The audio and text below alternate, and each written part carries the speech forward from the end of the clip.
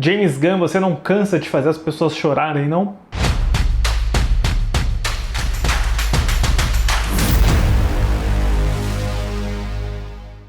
Olá, fãs da Sétima Arte, meu nome é Lucas Nascimento e esse é o Lucas Filmes e hoje eu tô aqui para falar sobre Guardiões da Galáxia Volume 3, novo filme da Marvel, escrito e dirigido pelo James Gunn. Mas antes, eu pedi para você curtir esse vídeo, se inscrever no canal e ativar o sininho para não perder a notificação dos próximos vídeos.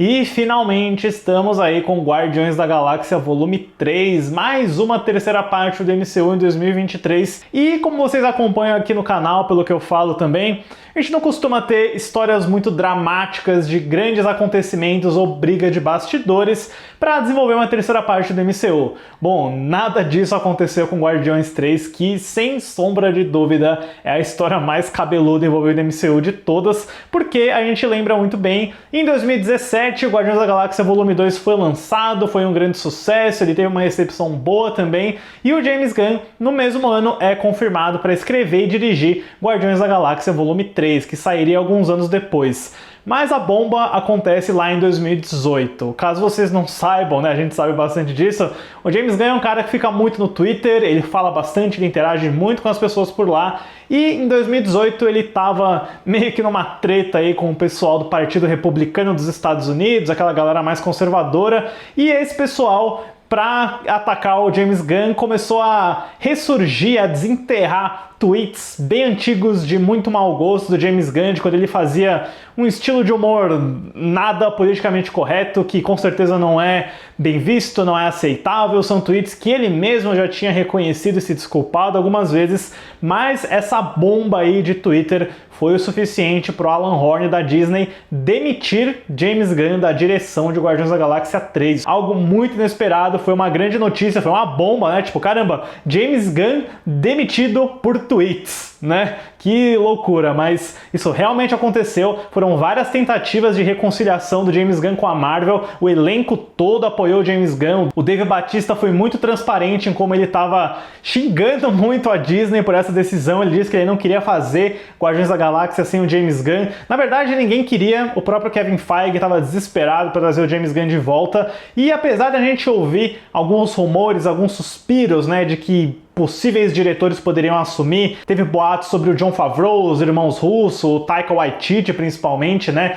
Mas também do Adam McKay. O Adam McKay, ele conta que ele chegou perto, assim, acho que chegaram a acontecer algumas conversas, né? Chegaram até a perguntar pro Bradley Cooper, depois do Nasce Uma Estrela, se ele não teria interesse em dirigir, e obviamente ele negou, né? Ninguém iria querer pegar o Guardiões da Galáxia Volume 3, que era o projeto querido do James Gunn, que ele mesmo tinha escrito.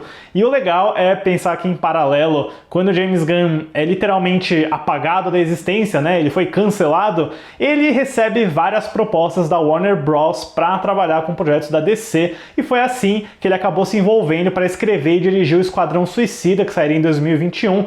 E curiosamente, né, logo quando esse projeto do Esquadrão é anunciado, a Disney volta atrás e chama o James Gunn para fazer o Guardiões 3 de novo, né? Então, o James Gunn consegue dar um chapéu impressionante, onde ele é demitido, ele vai para rival, faz um ótimo filme lá, ele faz uma série lá, ele até se torna o presidente da DC Studios depois de Esquadrão Suicida e ainda consegue voltar para Disney para fazer Guardiões da Galáxia Volume 3. Se você tira o fato de que o James Gunn foi cancelado no Twitter da equação, a gente não teria o James Gunn como presidente da DC hoje. Com certeza não. É muito louco pensar nisso, né? Que tudo isso aconteceu, resultou em tudo isso. Guardiões da Galáxia Volume 3 finalmente foi filmado entre o final de 2021 e o começo de 2022. E agora, finalmente, estamos aqui com Guardiões da Galáxia Volume 3. E todo esse drama valeu muito a pena, porque o filme é talvez o melhor da trilogia. A história do filme acompanha os Guardiões da Galáxia em um período de estabilidade.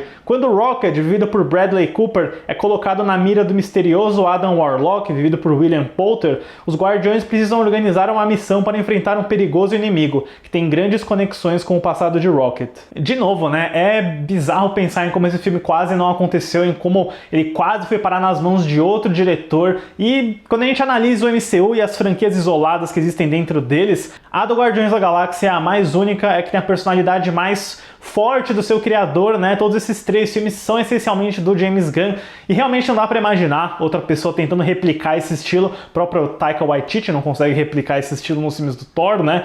Então, pra minha surpresa também, vem Guardiões da Galáxia Volume 3, um James Gunn diferente dos 2 primeiros filmes, sendo um filme que segue aquela tradição da terceira parte de uma trilogia de ser um pouco mais sombrio, um pouco mais dramático e que, apesar de não ter riscos tão grandes para um escopo maior, é muito mais voltado para um risco emocional de personagem, como o segundo filme, mas ainda assim um risco maior do que os filmes anteriores, porque basicamente é a vida de um dos integrantes do grupo que está em jogo aqui nesse filme. Esse é o grande objetivo. E obviamente, como vocês puderam perceber pelos trailers e até pelo material promocional, esse filme é 100% do Rocket Raccoon, do Bradley Cooper. Ele sempre foi aquele coadjuvante desbocado e engraçado que roubava a cena em todos os filmes em que ele aparece, até nos Vingadores também, mas aqui a gente tem esse lado bem surpreendente que explora muito da origem dele, do passado, ao longo em que a trama dos Guardiões segue linear. Você vai ser interrompido, na verdade intercalado, porque eu não chamaria de interrupção, por flashbacks que mostram um pouco sobre a criação do Rocket, a interação dele com outros animais que fazem parte do mesmo experimento cibernético onde ele foi criado, e todas essas cenas, esses flashbacks são momentos, sério, extraordinários, é de uma delicadeza, de uma sensibilidade que a gente já tinha visto no trabalho do James Gunn, mas que aqui é em outra potência, até porque a gente está falando de personagens inteiramente CGI, mas que funciona demais, é muito triste, é muito pesado, é um aspecto assim dessa trilogia que não tinha sido tão evidenciado nos filmes anteriores, mesmo que a gente tivesse vários momentos dramáticos, de peso, de melancolia nos 2 primeiros Guardiões. Nada te prepara para o que tem no terceiro filme. Se você é daquele tipo de pessoa que, putz, sente muito por animal, que fica triste de ver, né, algumas coisas vendo animais, prepare seus lenços porque tem um grande investimento emocional nesse filme. E tudo isso leva para esse vilão bem marcante aí, que é o Alto Evolucionário, vivido pelo Chikuji Yuji, que já tinha trabalhado com o James Gunn na série do Pacificador, ele é um ótimo ator, e pensem num vilão cruel, asqueroso e que é simplesmente mau. Não é um personagem que tem muita zona cinzenta, ele tem um objetivo, ele tem uma motivação que é um pouco clichê, você já viu muito disso aqui, o cara que quer tornar o mundo perfeito, yada yada, você sabe que é isso, né? Mas que eles compensam com essa performance incrível do Yuji. Ele é um cara que instantaneamente te passa ameaça, ele tem uma presença muito forte, ele é o tipo de vilão que você quer odiar, que você quer que seja derrotado. Então, para uma franquia assim, né, onde seus protagonistas já têm suas zonas cinzentas, eles são considerados anti-heróis, ter um vilão que é tão maquiavélico, tão cruel e tão memorável ajuda bastante, sério. Eu acho que esse... Eu não sei se ele é pior ou não do que o Ego, né? O Ego do Kurt Russell lá era um vilão muito bem escrito também, mas o Alto Evolucionário, sem dúvida, aí um dos vilões da Marvel Studios mais interessantes dos últimos anos. Eu acho que esse tom mais sombrio e dramático também se estende para outros personagens além do Rocket. Como sempre, o Peter Quill do Chris Pratt está lidando com trauma, com alguma coisa pesada na cabeça. Agora é com o fato de que ele perdeu a Gamora, da Zoe Saldanha, que morreu no Vingadores Guerra Infinita, e para tornar a situação dele particularmente mais dolorosa, a gente tem a presença de uma outra Gamora, uma variante da Gamora que foi introduzida no Vingadores Ultimato, que vem de outra linha do tempo. É basicamente só uma forma de você manter a Zoe Saldanha na franquia, mas felizmente o James Gunn e a Saldanha fazem um trabalho muito legal, porque essa Gamora é muito diferente, ela é muito sacana, ela é muito cuzona, essa é a palavra, ela adora xingar e bater no Peter Quill o tempo inteiro, tem uma dinâmica que é muito diferente entre o Chris Pratt e a Zoe Saldanha. Até no primeiro filme, quando a Gamora ainda não confiava direito no Quill, não chega perto do que tem nesse filme, e é muito legal. É um filme que está constantemente trazendo coisas novas, te surpreendendo com as relações desses personagens, mas ainda assim, sendo um filme de Guardiões da Galáxia, você tem a comédia, o humor, os momentos de leveza, pouco mais contidos do que nos filmes anteriores, eu acho que tem menos aqui, mas que ainda funcionam, principalmente o Drax e a Mantis, vividos pelo Dave Bautista e a Pom Klementieff. Eu sinto que eles repetem um pouco daquela química que deu muito certo no especial de Natal da Disney Plus, que eu recomendo assistir também, tem várias coisas daquele especial que são introduzidas para fazer sentido aqui. E eu também adoro como eles formam esse núcleo todo,